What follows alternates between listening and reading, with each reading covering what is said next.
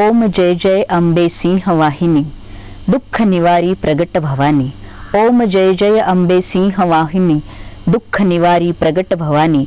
अशा आदिशक्ती अंबा मातेस कोटी कोटी वंदन करून S9 चॅनलच्या नवरात्रोत्सव विशेष या नवदुर्गा उपक्रमात आपणा सर्वांचं भक्तिभावानं स्वागत। आजच्या माळेत आपल्या सोबत आहेत प्रियदर्शिनी इंदिरा महिला मंडळ या मंडळाच्या संस्थापिका व अध्यक्षा, तसेच माजी आमदार सन्माननीय श्रीमान अशोकराव शंकरराव काळे पाटील यांच्या अर्धांगिनी, अर्थातच सन्माननीय सौभाग्यवती पुष्पाताई अशोकराव काळे पाटील ताई। ताई नमस्कार। नमस्कार। आज तुमच्याशी या नवदुर्गाच्या माध्यमातून गप्पांचा हा सिलसिला, ही गप्पांची सगळी मांदियाळी मांडणार आहोत। तर गप्पा सुरुवातीलाच कुठल्याही महिलेचा जिव्हाळ्याचा विषय माहेर, आपल्या माहेरच्यांबद्दल किंवा माहेरचा जो परिवार आहे त्याबद्दल S9च्या सर्व प्रेक्षकांना जाणून घ्यायचे। माझं माहेरचं नाव पुष्पा भास्करराव पाटील। जन्म माझा धरणगाव म्हणजे खानदेशातला आहे। त्याच्यानंतर माझं सर्व शिक्षण थोडक्यात म्हणजे बारागावचं पाणी प्यायल्यासारखं आहे।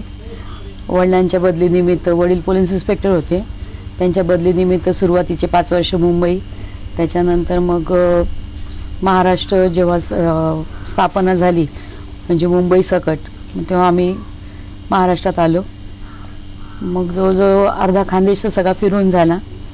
त्याच्यानंतर मग नगर, नाशिक, सोलापूर असं फिरून मग आम्ही मालेगावला आलो। मालेगावला माझ्या वडिलांचं निधन झालं आणि आता बाकी पुढचा प्रवास तर तुम्हाला माहितीच आहे।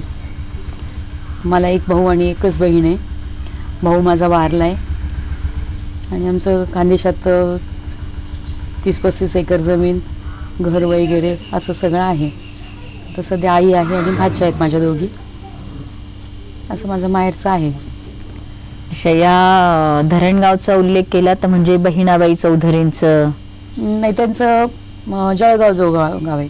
अच्छा, म्हणजे तुम्ही खानदेशातल्या, कान्हाचा देश खानदेशच्या। तर या परिवारात तुमचं येणं, थोडक्यात तुमचा वाढदिवस कधी असतो? जन्म जो आहे हा या माहेरच्या परिवारातला कधीचा? 7 जुलै। 7 जुलै। तर एवढं सगळं बारागावचं पाणी प्यायलेला आपण असा उल्लेख केलात आणि शिक्षणही कुठे कुठे घेतलं ते सांगितलं, पण ते झालंय किती ते जाणून माझं शिक्षण वडील वारल्यामुळे माझं BFY BSc नंतर शिक्षण बंद केलं, कारण त्याच वर्षी BSc ला होता। FY BSc ला होते मी नाशिकला KTHM कॉलेजला। पण वडील वारल्यामुळे मग पुढचं काय करायचं असं आमचा विषय झाला। मग आईचं म्हणणं पडलं का तू लग्न केलं तर माझ्या डोक्यावरचं जरा जबाबदारी कमी होईल, म्हणजे अजूनही मुलीला जबाबदारी समजतात। तर मी आईला इच्छा माझी प्रकट केली का बाबा मी शिक्षण करते आणि साईड बाय साईड मला जॉब मिळाला, वडिलांच्या जागेवर जॉब मिळायचे चिन्ह होते, तर मी ते पण करते। म्हणजे मी पोलीस खात्यात जायची तयारी दाखवली, पण आईची तयारी नव्हती। आई म्हणे मला तुझं लग्न केलेलं पाहण्याला आनंद असं वाटेल, कारण माझी आई लग्न झालं त्यावेळेला फक्त 14 वर्षाची होती आणि वडील वारले तेव्हा ती 36 वर्षाची होती। मग तिला 17-18 वर्षाची मुलगी सांभाळणं थोडं त्रासदायक वाटत होतं, म्हणून ती म्हणे लग्नच कर। मग आईच्या इच्छेला मान देऊन मी लग्न केलं। आमचं लव्ह मॅरेज आहे। हा, म्हणजे पुढचा प्रश्न विचारणारच होतो की लग्न कसं झालं, लग्नाचा प्रवास? लव्ह मॅरेज आहे। अशोकदादांनी मला नगर कॉलेजला पाहिलं आणि त्यांनी सांगितलं घरी का मी केलं तर हिच्याशीच लग्न करेन। तर मग साहेबांनी बाकी सगळी माहिती घेतली आणि माईंनी आणि साहेबांनी माझं लग्न कोपरगावलाच करून घेतलं आणि असं माझं इकडचा काळेंकडचा प्रवास सुरू झाला। लग्नाचा विषय झालेला आहे तर मराठमोळा उखाणा ऐकायला आवडेल। मराठमोळा तर नाही येत, जसा असेल तसा, इन जनरल असा आवडतो मला की नाव घ्या आग्रह होतो सर्वांचा, नाव घ्या आग्रह होतो सर्वांचा। अशोकचं नाव आहे तर ओठी, पण प्रश्न पडतो उखाण्याचा। वा वा वा, सुरेख। तर असा हा तुमच्या सासरचं जे माहेरून सासरच्या परिवारात येणं आहे, मोठं नामांकित मानांकित असं नाव आहे जिल्ह्यात, राज्यात, पण तरीही तुमच्याकडून आम्हाला सासरच्या परिवाराबद्दल ऐकून घ्यायचं आहे। 78 साली जेव्हा माझं लग्न झालं तेव्हा लग्न झाल्यानंतर शंकरराव काळे साहेबांचे वडील देवराम पाटील देवराम विठोबा काळे हे होते. तसंच साहेबांचे सावत्राई त्या पण होत्या. त्या आमच्या जुन्या घरात म्हणजे साहेबांचे आई वडील ते जुन्या घरात राहत होतो, आम्ही इकडे बंगल्यात राहत होतो. पण मग ते त्यावेळेचं जे वातावरण आणि पूर्वी जसं गडी जेवण करून राहायचे, मग ते जेवण करून राहणारे गडी पण नंतर कालांतराने कमी झालं. पण मग देवराम बाबांना असं वाटायचं की दरवेळेला आला पाहुणा का जेवण केल्याशिवाय जायचं नाही.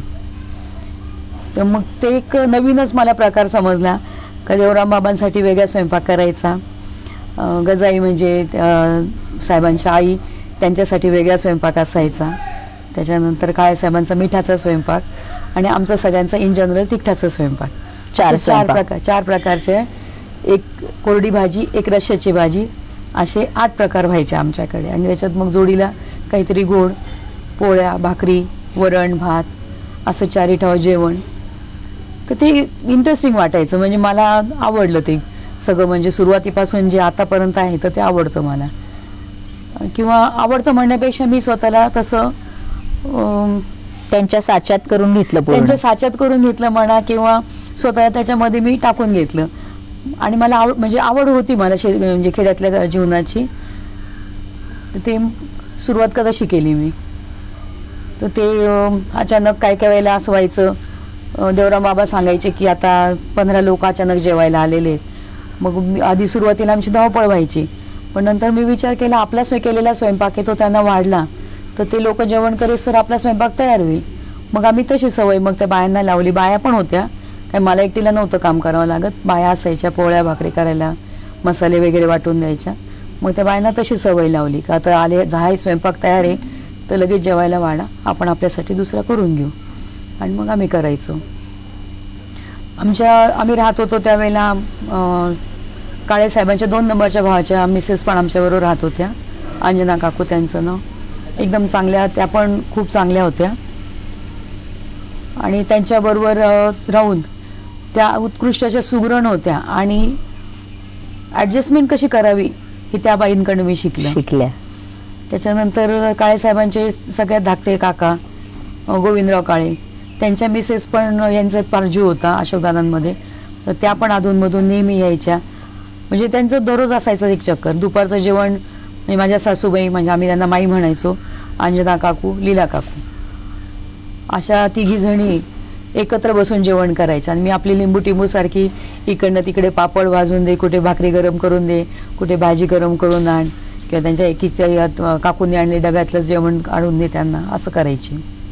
ही लिंबू टिंबू म्हणण्यापेक्षा तुम्हाला खूप मोठा प्रभाव आणि मार्गदर्शन मिळालं त्यांच्या हाताखाली. मार्गदर्शन मला मिळालं, कारण एवढ्या 3 सासू असणं आणि एवढ्या 3 सासवांबरोबर राहणं, म्हणजे सासू ह्या प्राण्याची भीती नाही कधी मला वाटली.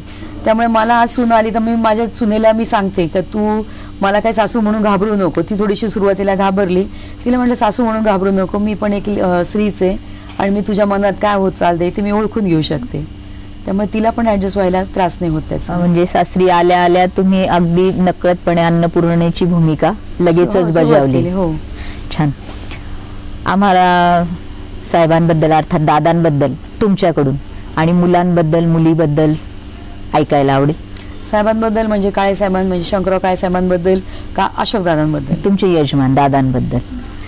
अशोक दादांबद्दल आता माझं लग्न जेव्हा झालं किंवा लग्नाच्या आधीचं पण होतं, ओळख जेवायला होती, तर त्यांची एक माझ्या वडिलांनी मला म्हणजे वडिलांना मी सांगितलं की असा असा मुलगा आहे तर तुम्हाला भेटायला त्याला आवडेल का?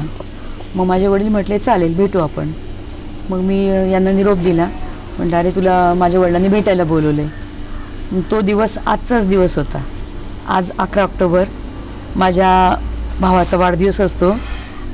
तर माझ्या भावाने त्यांना बोलवलं, त्यांना म्हणे खाली घरी ये जेवायला आणि माझा आज बर्थडे. S9च्या वतीने साईबाबांच्या कृपेने आजचा योगायोग छान आहे अगदी. थँक्यू. तर मग ते आले, असं संध्याकाळच्याच वेळेला माझ्या घरी आले. माझे वडील होते आणि बाकीचे मग माझ्या भावाचे मित्र वगैरे आमचे 2-4 नातेवाईक. आणि मग भावाचा वाढदिवस सेलिब्रेट केला. मग वडिलांनी सगळी चौकशी केली अशोकदादांबद्दल, अशोक रावांबद्दल. त्यांना विचारलं भाऊ तुम्ही काय करतात, मग त्यांनी सगळं त्यांचं शिक्षणाचं सांगितलं आणि मग बाकी इन जनरल गप्पा केल्या आणि नंतर हे नाश्ता वगैरे करून उठून गेले. ते उठून गेल्यानंतर मग वडील म्हटले का मुलगा तर मला चांगला वाटतोय, आपण विचार करायला काय हरकत नाही. मी तो योगायोग असा घडला. मुलांबद्दल? माझी मुलगी मोठी आहे मेघना, तर ती MBBS झाली आणि नंतर तिने MS केलेलं आहे, ऑफ्थॅल्मॉलॉजिस्ट आहे. आणि लग्न करून तिचं लग्न झालं नागपूरला तिला दिली, पण आता सध्या ती लंडनला असते. लंडनमध्ये प्रॅक्टिस सुरू आहे? प्रॅक्टिस सुरू आहे तिची लंडनमध्ये. आणि तिला नवीन नवीन गोष्टी करायला खूप आवडतात. आता ती दुसरं अजून काही करता येईल का आपल्याला, ऑफ्थॅल सोडून दुसरं काही करता येईल का असं पाहते ती. वैद्यकीय सेवेतच. आणि इथं म्हणजे वेल सेटल आहे ती तिकडे. त्याच्यानंतर जो अभिषेक आहे तिच्या पाठीवर, तर अभिषेक 12वीपर्यंत शिक्षण घेतलंय, पण त्याने नंतर शिक्षणाचा नकार दिला. म्हणजे काळेसाहेबांनी, म्हणजे शंकरराव काळेसाहेबांनी खूप प्रयत्न केला त्याच्या शिक्षणासाठी. आजोबांनी खूप प्रयत्न केला, पण त्याने सांगितलं का मला शिकायचं नाहीये आणि मला नोकरी पण करायची नाहीये. तुम्हाला जर वाटत असेल का मी शिकलो नाही, माझी नोकरी नाही केली तर मला लग्न नाही होणार, तर मला लग्न पण नाही करायचं, असं त्यांनी सांगितलं त्यावेळेला. मग काळेसाहेबांनी माघार घेतली आणि मला सांगितलं का तू उगाच त्याला जबरदस्ती करू नको. मग तो तर शेतीवरही लक्ष देतो आणि तो त्याच्या जगात खुश आहे. अच्छा. आणि तिसरा मुलगा म्हणजे आशुतोष, तो MIT मध्ये BE केलं त्याने, त्याच्यानंतर MS केलं. विषय नाही माहिती मला कोणत्या विषयात केलं, पण अमेरिकेत त्याने MS केलं आणि त्याचं लग्न झालंय. तो आता वेल सेटल झाला. हा सगळा प्रवास पाटील परिवारातून काळे पाटील परिवारात येणं, इतकं तीन सासूबाईंनी तुम्हाला, सासवांनी सांभाळून घेणं, मुलं, आपली मुलगी, आपले जावई, नातू यांच्यात तुम्ही खुश असणं, यात सगळ्यात जास्त आनंदाचा क्षण कुठला आहे? अनेक असतील पण खूप आनंदाचा क्षण. आता मला असं विचार पडतो का खूप आनंदाचा क्षण सांगावा कोणता, हा मला प्रश्न पडतोय. हा म्हणूनच म्हटलंय की अनेक आनंदाचे क्षण असतील, पण सर्वोच्च आनंदाचा क्षण कुठला? नाही, मला नाही सांगता येते. खूप असं एक दोन सांगा. बापरे अनेक आहेत तर, कारण बऱ्याच महिला आज तुम्हाला पाहतायत, ऐकतायत. मला माझ्या लग्नानंतर 6 महिन्यानंतर जेव्हा काळेसाहेब मंत्री झाले, तर सगळेच म्हणत होते का 40 वर्षाचं तपश्चर्याचं फळ आलं. तर काही जणांचं असं म्हणणं पडलं का सुनेचा पायगुण लईना झाला, म्हणजे आमचा खानदेशी शब्द धार्जिणी नाही, लईनाच म्हणतात. लईना झाला आणि काळेसाहेब मंत्री झाले. त्यावेळेला मला खूप आनंद झाला होता, कारण मी ते पुष्कळ सुनांचं ऐकत होती की सासरी गेल्यानंतर कसं होतं, काय होतं. सासरी गेल्यानंतर मग भरभराट झाली तर सुनेच्या पायगुणान झाली, मग ते तसं काय चांगलं झालं तर बरं होऊन जाईल. तर ते नेमके 6 महिन्यातच, मला वाटतं जून महिन्यातच काळेसाहेब मंत्री झाले आणि तो एकदम माझ्या आनंदाचा क्षण होता की त्या घरची लक्ष्मी आणि ती खऱ्या अर्थाने लक्ष्मीचं तिच्यावर शिक्कामोर्तब झालं. 99 साली अशोकदादा पडले, त्याच्यानंतर जेव्हा 2004 साली 16,500 मतांनी जेव्हा निवडून आले, तर त्या दिवशी मला खूप आनंद झाला का काळेसाहेबांना स्वतःला नाही होता आलं, पण अशोकदादांनी करून दाखवलं. आणि त्याच्या मागे काळेसाहेबांची तपश्चर्याच आहे आणि त्यांच्या तपश्चर्येला लोकांनी पावती दिली. अच्छा. आता ह्या आनंदाच्या क्षणांबरोबर असू शकतो दुःखाचाही आघात असलेला क्षण, असतोच ना, तर तोही जाणून घ्यायचा. थोडक्यात S9 बरोबर तो तुम्ही हलका करणार आहात. 2004 साली 5 साली माझा भाऊ वारला आणि त्याच्यानंतर 4 वर्षांनी माझ्या बहिणीचा मुलगा वारला. तर तो मुलगा मला इतका अटॅच होता, आश्लेष नाव होतं त्याचं. तर त्याने स्वतःच्या मनाने ठरवलं मला आम्ही म्हणायचं. तुम्हाला? मला आम्ही, आणि त्यांना आब्बा म्हणायचा, आणि त्याच्या आई वडिलांना मुन्नू आणि त्याच्या वडिलांना डॅडी म्हणायचा. आणि तो इतका मला अटॅच होता का कोणाला खोटं वाटेल का तो अक्षरशः झाल्यानंतर जेव्हा मी त्याला जवळ घेतला तर तो आईच्या जवळ जाऊन एवढा पटकन शांत होईल त्याच्यापेक्षा माझ्या जवळून जास्त शांत झाला होता. आणि मला खूप अटॅच होता तो.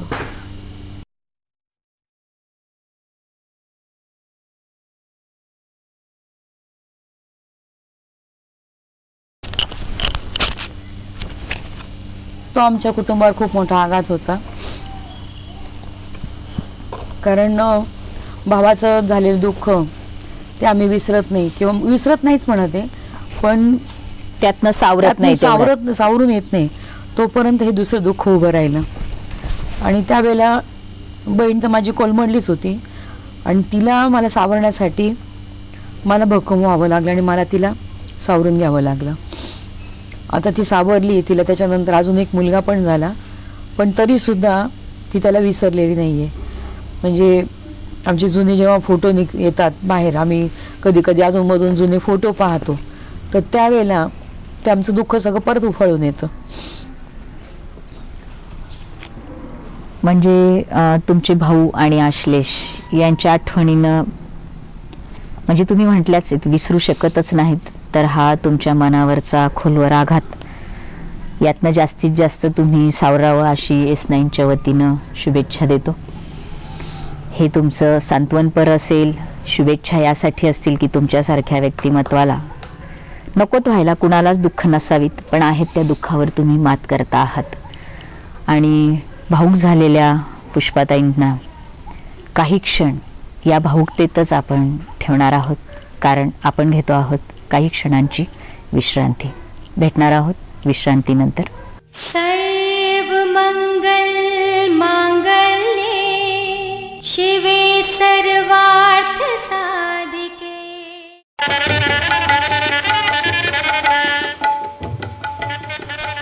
विवाह बंधनाची ही नाजूक गाठ बांधूया साई मंदिरापासून हाकेच्या अंतरावरील शिर्डीतील साईमय वातावरणात आपल्या लाडक्यांच्या शुभविवाहासाठी सर्व दर्जेदार सुखसोयींनी उपलब्ध असलेलं साई मंदिराजवळील एकमेव ठिकाण हॉटेल साई संगम शिर्डी. वातानुकूलित रूम, भव्य लॉबी, सुसज्ज लॉन्स आणि भव्य दिव्य स्टेज, स्वच्छ स्वयंपाकगृह आणि रेस्टॉरंट, प्रशस्त पार्किंग, लिफ्टची व्यवस्था, 24 तास लाईट आणि जनरेटर, विनम्र स्टाफ आणि वाजवी दर. हॉटेल साई संगम शिर्डी. लग्न समारंभासाठी आलिशान आणि आपल्या उच्च दर्जाला साजेसं असं स्थळ हॉटेल साई संगम. तर मग चला शिर्डीच्या पवित्र वातावरणात शुभकार्याच्या आयोजनाची संधी द्या. हॉटेल साई संगम शिर्डी, सोनवणे वस्ती, निमगाव शिव, वॉटर पार्क शेजारी शिर्डी. संपर्क 90 11 11 33 44 आणि 90 11 17 11 11.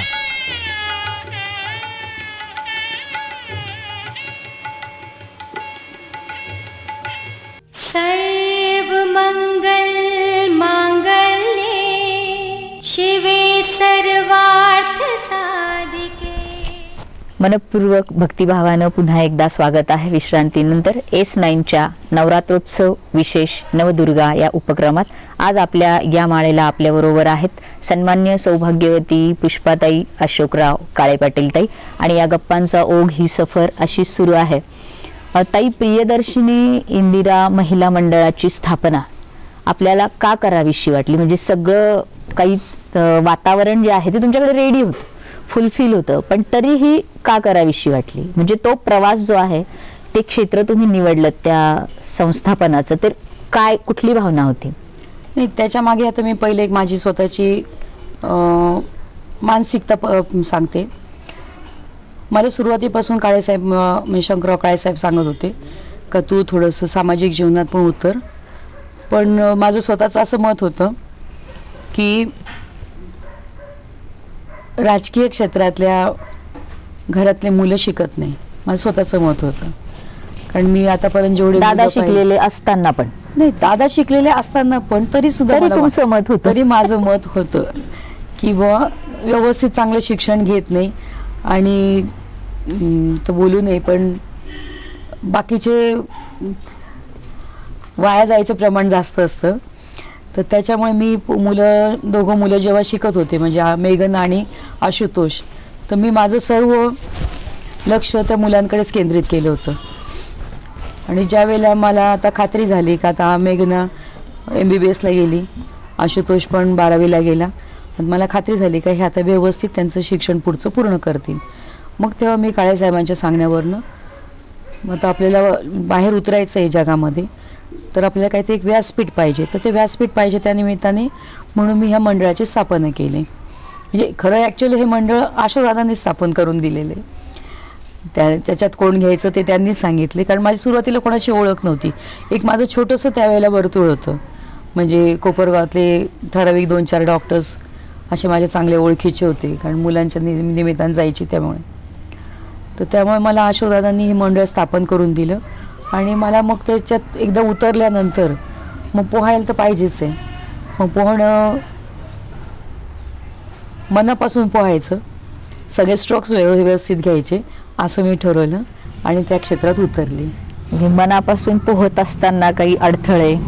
हे अडथळे तर येतातच ना. पहिलं तर अडथळा हाच आला, आमच्या महिला मंडळाचं रजिस्ट्रेशन होतच नव्हतं.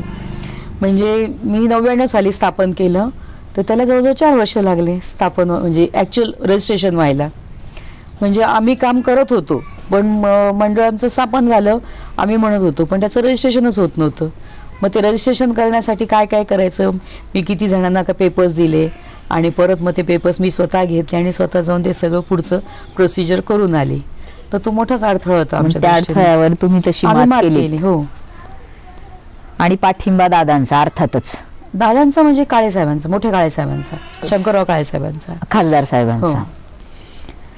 आता ज्यावेळी हे सगळं तुम्ही सांभाळता आहात किंवा सांभाळत होत्या, तरी असा कुठला छंद होता की त्याला मात्र तुम्ही वेळ देतच होत्या किंवा आजही देता आहात? छंद माझा, मला पुस्तकं वाचायला खूप आवडतं आणि जुने गाणे जे आहेत ते मला ऐकायला आणि पाहायला आवडतात, ते मी कधीच सोडलं नाही. आणि त्याच्यात अजून तिसरी गोष्ट आहे, मला फिरायला पण खूप आवडतं, तर ते मी फिरणं पण नाही सोडलं. म्हणजे जेव्हा जेव्हा मैत्रिणी सगळ्या तयार झाल्या का आपल्याला जायचं आहे, तर मग त्यावेळेला ट्रिप अरेंज करायची, तिथे आपली बाकीची सोय करायची आणि वेगवेगळ्या प्रदेशात जायचं, असं मी मैत्रिणींना पण सवय लावली आणि मी पण फिरत राहिले. छान. म्हणजे जर पुस्तक वाचायला आवडतं तर आवडतं पुस्तक कुठलं आहे? आवडतं पुस्तक एक असं नाही सांगता येणार, माझ्या भरपूर आहेत. भरपूर पुस्तक आहेत. मला म्हणजे एक पुस्तकात अडकून नाही राहायचं. आवडीचं काय, म्हणजे जे तुमच्या जवळ आहे ती संग्रही सगळी आवडीचीच पुस्तकं आहेत माझ्या. अच्छा. जुनी गाणी तुम्हाला पाहायला आणि ऐकायला पण आवडतं. आज S9 साठी गायला आवडू द्यात. अरे बापरे, माझा आवाज नाही चांगला. गाणार आहात तुम्ही? अनुपमा पिक्चर मधलं गाणं आहे. आपकी नजरों ने समझा प्यार के काबिल मुझे, बस, जास्त नाही. धन्यवाद. चित्रपट पाहता? चित्रपट पाहायला आवडतात मला, इंग्लिश, मराठी, हिंदी सगळ्या भाषेत. मग त्यात पण असा कुठलाच एक नसणारच आहे? नाही, कोणी एक असं नाही. मला सगळे जे चांगलं काम करतात त्यांचे पिक्चर पाहायला आवडतात आणि सगळे नाही पाहत मी. मला जुने पिक्चर जास्त आवडतात. मग आता मी एक उदाहरण आता दिलं, अनुपमा हा पिक्चर मला खूप आवडला होता. त्याच्यानंतर शम्मी कपूरचे पिक्चर आवडायचे, म्हणजे एक त्यांचं दिल देके देखो त्याच्यातले गाणे खूप आवडायचे मला. नंतर मग पाकिजातले गाणी आवडतात, रझिया सुलतानमधले गाणे आवडतात. म्हणजे रझिया सुलतान पिक्चर नाही आवडला, पण गाणी खूप सुंदर गाणी आवडली. मग आता लेटेस्ट आता मी बाहुबली पाहिला, तो पिक्चर मला खूप छान वाटला. मग चित्रपट बरेच आवडतात, मग अभिनेता अभिनेत्री ह्याही बऱ्याच असतील की तसं काही नाहीये? 3-4 जणी तर आहेतच. रेखा आहे, रेखा, सुषमा, अशा त्या आहेतच. सुषमा शिरोमणी मराठी. अच्छा. रेखा आवडते. काल रेखाचा वाढदिवस होता. काल रेखाचा वाढदिवस होता. काल पूर्ण दिवस मी जेव्हा मुंबईला जाऊन परत आली, तर पूर्ण वेळ रेडिओमध्ये त्याचीच गाणी, रेखाचीच गाणी आणि ती तुम्ही ऐकलीत? पूर्ण ऐकली. या आजपर्यंतच्या प्रवासातला आदर्श कोण आहे तुमचा? आदर्श म्हणजे शंकरराव काळेसाहेब, सासरे खासदार साहेब. धन्यवाद. ताई, अशी कुठली गोष्ट आहे की जी फार कमी जणांना माहिती की ही पुष्पाताईंना येते किंवा ही त्याच करू शकतात? छुपा हुनर कुठला आहे तुमचा? खूप छान असते माझी, ती मी सहजासहजी कोणाला खाऊ घालत नाही. आणि नॉनव्हेज मध्ये मी बिर्याणी चांगली करते आणि ती पण मी सहजासहजी काही करत नाही. आणि मग असं का? मग मला बिर्याणी करायचं म्हणजे 3 दिवसाचा प्रोग्राम असतो. बर. दही लावण्यापासून मग ते दही म्हणजे कसं करायचं लावायचं? तर मन लावूनच हो, मन करायचं. लावून करायचं, नाही तर मग हातच नाही लावायचं. आणि मग पुरणपोळी? पुरणपोळी महालक्ष्मीला ज्या पहिल्या 10 पोळ्या असतात तर त्या माझ्या हातच्या असतात. महालक्ष्मी असतात महालक्ष्मी म्हणजे असतात तुमच्याकडे? माझ्याकडे, हो. काय माहिती आम्हाला सगळ्यांना हा योग कधी येणार आहे बिर्याणी आणि पुरणपोळीचा. छान. म्हणजे ही तुमचा छुपा हुनर आहे की पुरणपोळी आणि बिर्याणी तुम्ही अतिशय उत्कृष्ट बनवता. आतापर्यंतच्या आयुष्यात अनेक गोष्टी मनासारख्या घडल्या आहेत आणि काही गोष्टी आहेत की ज्या मनाला आजपर्यंत लागलेल्याही आहेत. पण असं असताना सुद्धा असं काय आहे की तुम्हाला असं वाटतं की अरे हे माझ्याकडनं करायचं राहून गेले, मी ते करायला हवं होतं, किंवा मला ते करायचंय? माझ्या आतापर्यंत मी कुठलीच इच्छा अपुरी ठेवलेली नाही. त्याच्यामुळे म्हणजे ज्या वेळेला जिद्द होती का 85 साली 80 साली काळेसाहेब उभे राहिले होते, तेव्हा वाटत होतं मला का आपण जावं बाहेर प्रचार करावा, पण घरातही पाहावं लागत होतं कारण मुलं लहान होते. मग ती इच्छा नंतर काळेसाहेबांनी 91 साली पूर्ण केली. चल निघ माझ्यासाठी खासदारकीच्या वेळेला. पण 96 साली आम्हाला खूप वाईट वाटलं, कारण 96 साली आम्ही निघालो नव्हतो प्रचाराला. पण मग तेव्हा खूप वाईट वाटलं का आपण गेलो असतो तर कदाचित फरक पडला असता, काळेसाहेब निवडून येऊ शकले असते असं वाटत होतं. तर ती एक माझ्या मनाला कायम रुखरुख राहिली का बुवा आपण जायला पाहिजे होतं प्रचाराला 96 साली. तेवढी 1996ची ती गोष्ट. हो. या सगळ्या व्यापात असताना अमेरिकेत तुमची कन्या आहे, तिच्याकडे जाणं होत असेल, वेगवेगळ्या ठिकाणी तुम्ही जाता आहात, राज्यभर, राज्याच्या बाहेर. तुम्ही म्हटलात की तुम्हाला फिरायलाही खूप आवडतं आणि इच्छा सगळ्यात महत्वाचं कुठलीही अपुरी ठेवलेली नाही.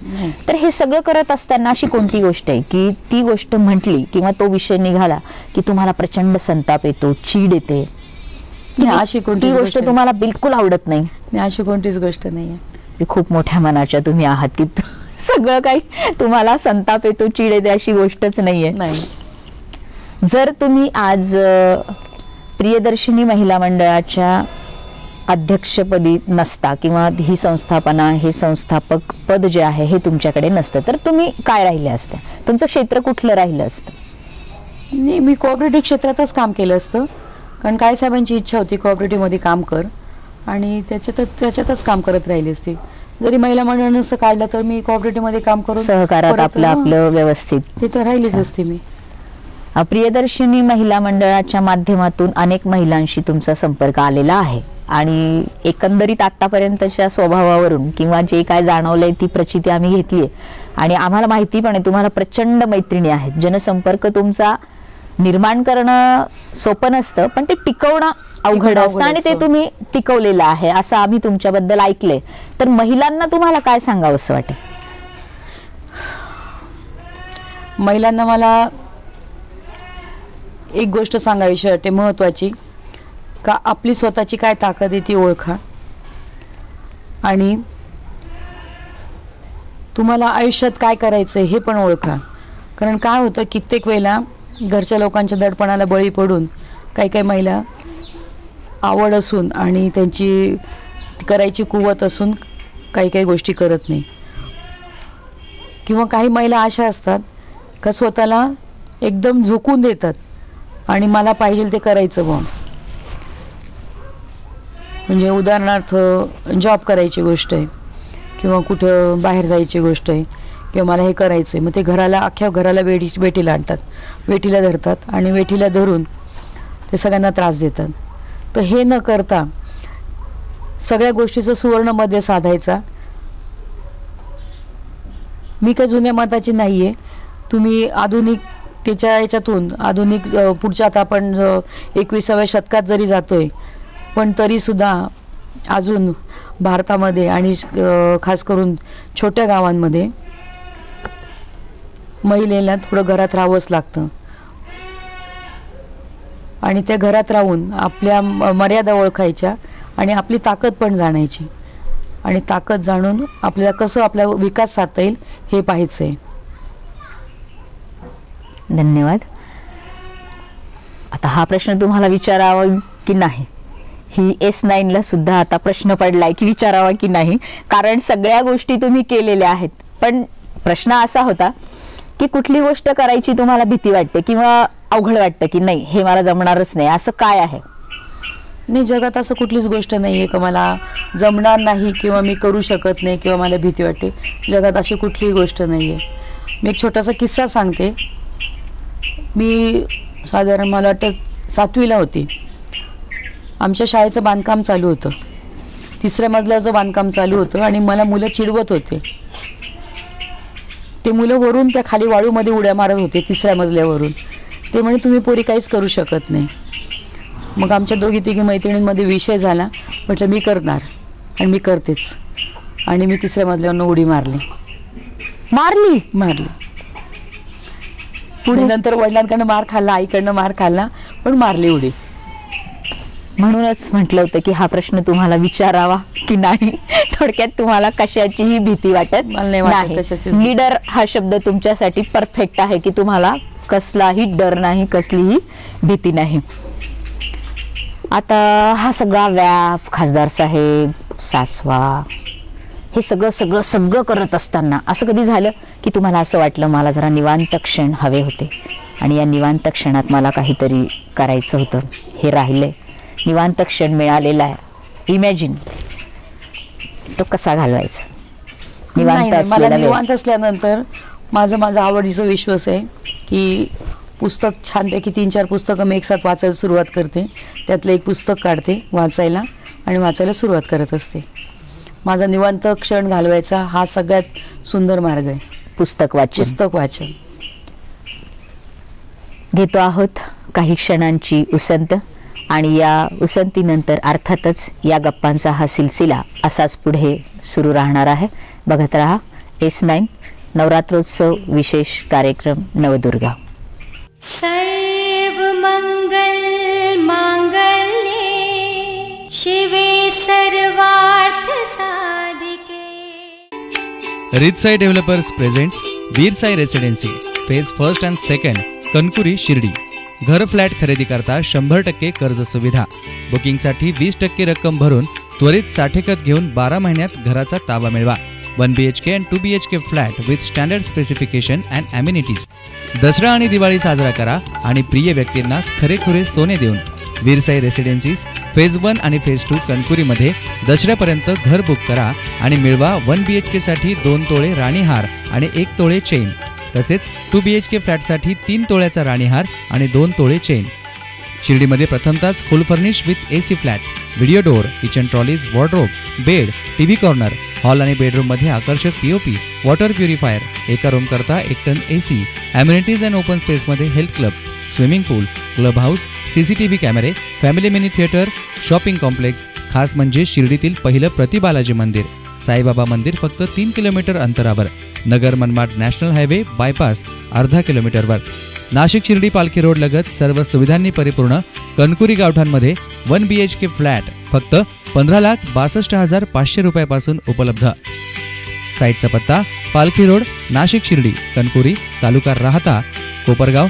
संपर्क Ritsai developers, Kale complex, Bajartal road, Kopargaon. 02423 225 399. Shirdi office Ritsai developers, shop number 53, Sai Prasad complex, hotel Sai Sanjivani शेजारी, नवीन पिंपळवाडी रोड, शिर्डी, तालुका राहता. बुकिंग करता संपर्क श्रीमान शशिकांत आढाव 9822 00 69 67 आणि 9423 71 33 31. सर्वमंगल मांगल्ये शिवे सर्वार्थ साधिके. विश्रांतीनंतर पुन्हा एकदा भक्तिभावानं आपणा सर्वांचं S9च्या नवरात्रोत्सव विशेष नवदुर्गा या कार्यक्रमात मनपूर्वक पुन्हा एकदा स्वागत. वळतो आहोत पुन्हा एकदा पुष्पाताई यांच्याकडे. हा गप्पांचा सिलसिला सुरू आहे. काही सेकंदांपूर्वी, क्षणांपूर्वी आपण चिमण्यांचा चिवचिवाट ऐकलात.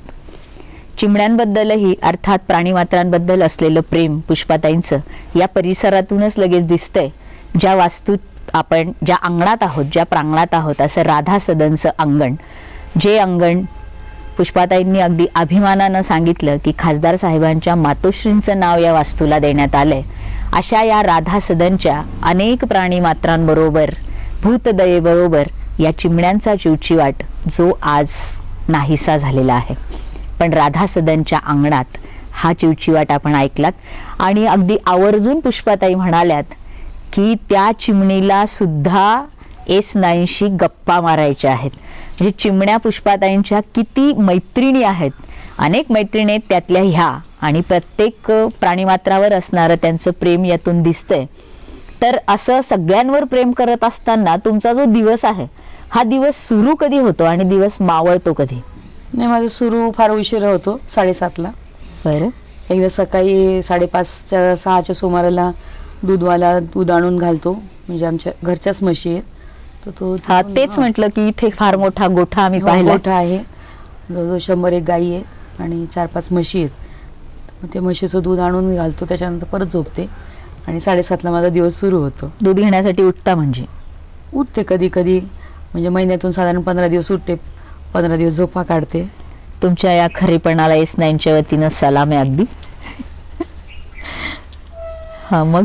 आणि नंतर मग सगळ्यांचे नाश्ता, मग बाई येते, नाश्ता पाणी काय करायचं आज, म्हणजे बाईनं ठरवून दिलेलं असतं. कधी पोहे, सांजा, इडली अशा पद्धतीचा नाश्ता. तुम्ही ठरवता नाश्ता? हो, मी सांगून देते त्यांना की आज आपल्याला इडली खायची. मग इडलीचं आदल्या दिवशी पीठ तयार करून घेणं त्यांच्याकडनं, किंवा कधी मग आमलेट, पराठा, असं आमचं ठरलेलं साधारण जेवणाची पद्धत सकाळच्या नाश्ता. म्हणजे माझं असं म्हणणं असतं का सकाळी फुल नाश्ता करून जा, म्हणजे तुम्ही दुपारी जेवायला 2 वाजता आले तरी मला काय हरकत नसते. आणि मग नंतर बाईला सांगायचं भाज्या काय करायच्या, आणि जर मला बाहेर काही लवकर काम नसलं तर मग मी भाज्या करून मग बाहेर जाते. आणि दुपारी 1-1:30च्या सुमाराला घरी जेवायला येतात सगळे आम्ही. मी कोणत्या तरी एका वेळेला सगळ्यांनी एकसाथ बसायचं असं माझं शक्यतो सगळ्यांना सांगणं असतं का आपण म्हणजे आशुतोष, चैताली, अशोकदादा, नंतर माझा तो दुसरा मुलगा अभिषेक, असे आम्ही सगळे मिळून बरोबर जेवायला बसतो. आणि मग थोडंसं अशोकदादा आराम करतात, आम्ही आपले नेहमीच्या उद्योगाला निघून जातो. कुठे भेटायचं असतं, कुठे दारावर जायचं असतं, किंवा लग्न वगैरे असलं, किंवा मग नाहीतर माझी भिशी असते काही काही वेळेला, किंवा मग बँकेची मीटिंग, कारखान्याची मीटिंग, असं निघून जातो आम्ही. आणि संध्याकाळी मग 8-8:30ला घरी आले का प्रत्येकाने आपापल्या पद्धतीने जेवण करायचं, आणि थोडंसं टी व्हीचं बातम्या किंवा 1-2 सिरियल आवडतात त्या सिरियल पाहायच्या, आणि साधारण 10:30-11च्या सुमाराला झोपते मी. म्हणजे 11:30पर्यंत दिवस संपतो, मावळतो. हे सगळं करत असताना स्वतःला स्वस्थ ठेवण्यासाठी काय करता? स्वास्थ्य टिकवण्यासाठी काय करता? नाही, अजून तरी काही करत नाही आहे, पण आता डॉक्टरांनी पण सांगितलं की थोडं योगा आणि थोडंसं वॉकिंग ठेवा. म्हणजे इतके दिवस स्वतःसाठी काहीच केलं नव्हतं? काही करत नव्हती, म्हणजे बाहेर जर गेल्यावर चालणं व्हायचंच, किंवा मी आठवड्यातून 3दा मुद्दामून असं शूज वगैरे घालून आणि ड्रेस घालून मुद्दामून वॉकिंगला, म्हणजे घरी वॉकर आहे ते वॉकर वगैरेवर वॉकर चालते मी. पण आता रेग्युलर करायचं आहे, म्हणजे 7च्या 7 दिवस का आता व्यायाम करायचा असं मी निश्चय केलेला आहे दसऱ्यापासून. आणि ते तुमचा जो केलेला निश्चय आहे तो टिकवेल. म्हणजे ह्या दसऱ्यापासून करणार आहात? हो, सीमोल्लंघन करायला जायचं ना मग. या सीमोल्लंघनासाठी, म्हणजे ह्या निश्चयासाठी, या संकल्पासाठी तुम्हाला S9च्या वतीनं शुभेच्छा. तसं आपण उत्तरार्धात पोचलेलो आहोत, आणि का कुणास ठाऊक पण S9ला हा प्रश्न विचारावासा वाटतोय की तुमची ही जी बैलगाडी आहे आणि हे जे बैल आहेत, ऋषी आणि कृषी संस्कृतीची आठवण करून देणारे, तर ही बैलगाडी आम्हाला फार आवडली आहे, त्याबद्दल तुम्ही आम्हाला काही सांगाल? बैलगाडी आम्ही आशुतोषच्या लग्न जेव्हा ठरलं तर आम्ही चंद्रशेखर घुले जे आमचे व्याही आहेत तर त्यांच्याकडनं आम्ही बाकीची काहीही मागणी न करता आम्ही त्यांना स्पेशली सांगितलं का आम्हाला ही बैलगाडी द्या. मग त्यांनी 3 बैलगाड्या अशा करून दिल्या. एक आमच्याकडे वस्तीवर आहे, एक लंडनला गेली आहे मुलीकडे, आणि एक आमच्या नंदेकडे गेलेली लॉस एंजलिसला. अतिशय सुरेख की शेतकरी राजाची शान असणारी, म्हणजे यावरूनच तुम्हाला अँटिक पीसेस किंवा या गोष्टींची आवड आहे असं जाणवतंय.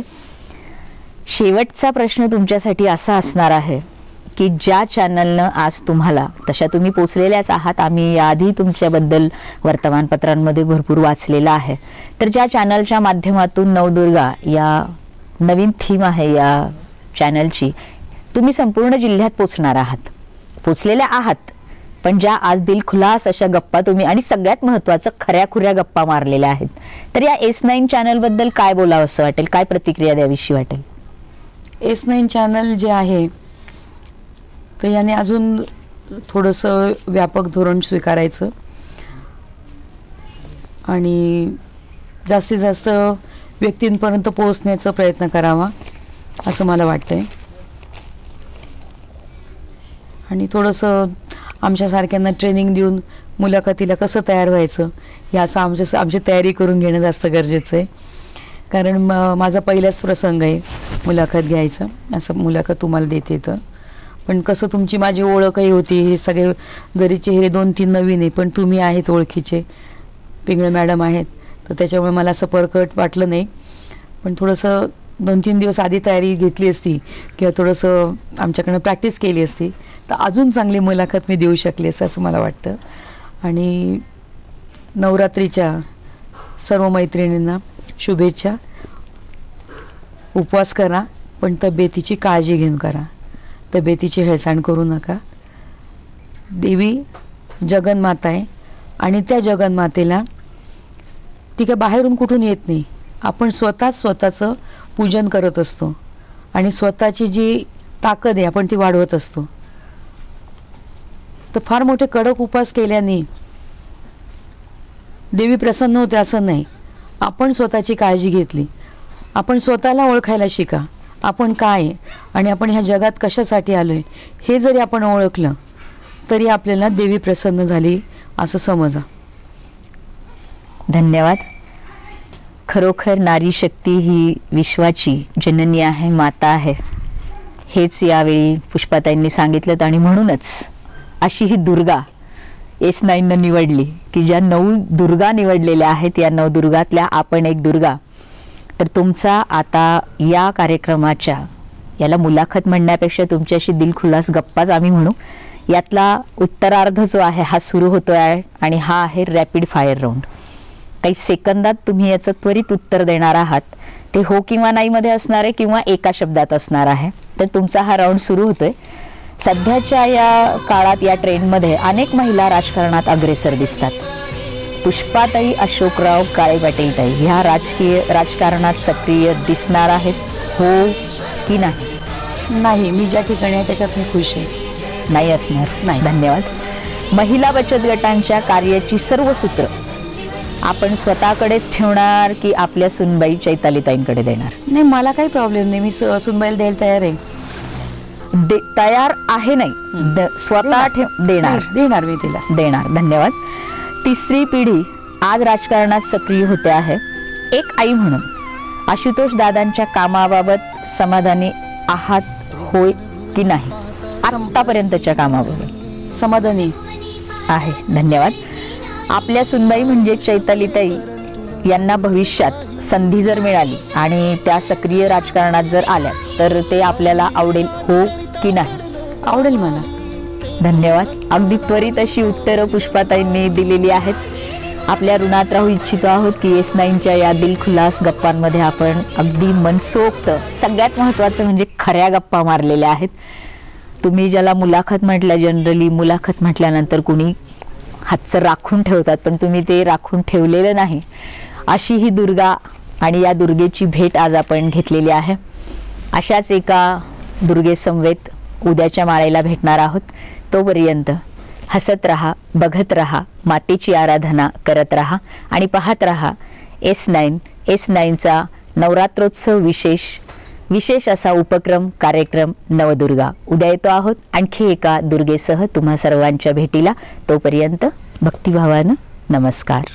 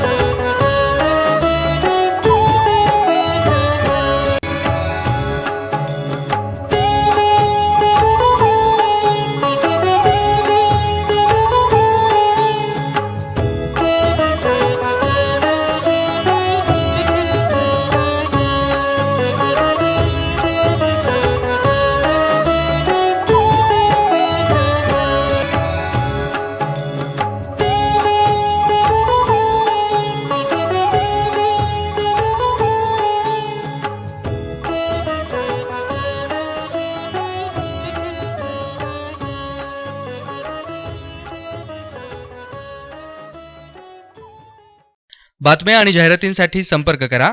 आमचा पत्ता जिल्हा कार्यालय S9 channel, hotel Mandai palace, JT Shelke Patil Marg, Shirdi, taluka राहता, जिल्हा अहमदनगर.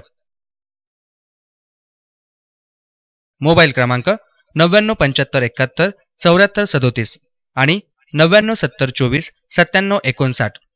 ऑफिस क्रमांक 02423 255 892.